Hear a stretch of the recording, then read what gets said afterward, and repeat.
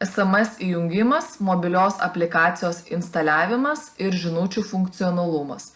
Norėdami pradėti naudotis Darva SMS žinučių funkcionalumu, pirmiausiai turite atsisiųsti mobiliąją aplikaciją į savo mobilų įrenginį.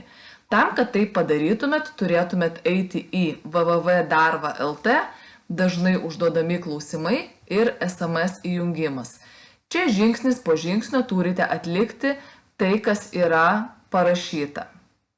Viskas suinstaliavę ir sudėgę ir įsitikinę, kad jūsų žinutės siunčiasi, sistema pradės spalvinti jūsų pacientų vizitus. Jeigu pacientas savo vizitą patvirtino, jūs matysite geltoną langą. Jeigu pacientas savo vizito nepatvirtino, matysite pilką langą. Jeigu pacientas atsakė ne, matysite raudoną langą.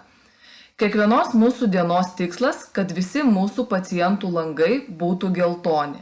Jeigu mes matome pilką langą, pirmiausiai, ką turime padaryti, užeiti ant paciento vardo pavardės, pasirinkti SMS skiltį ir patikrinti, ką pacientas mums atsakė.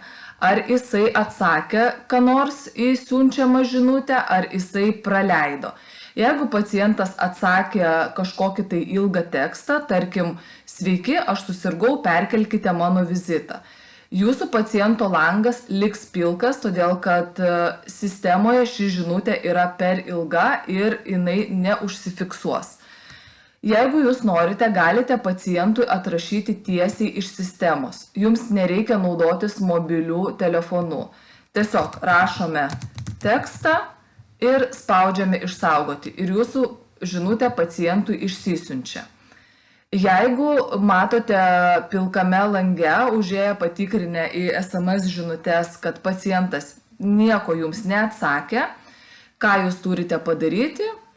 Paskambinti pacientui, pasiteirauti, ar jisai atvyks į kliniką, tuomet spaudžiame ant paciento laiko ir gavę teigiamą paciento atsakymą, būtinai ranka pažymime patvirtinimą. Tuomet mūsų langas iš pilko keičiasi į geltoną ir tai yra ženklas gydytojams ir kitam personalui, kad pacientas tikrai atvyks į mūsų kliniką.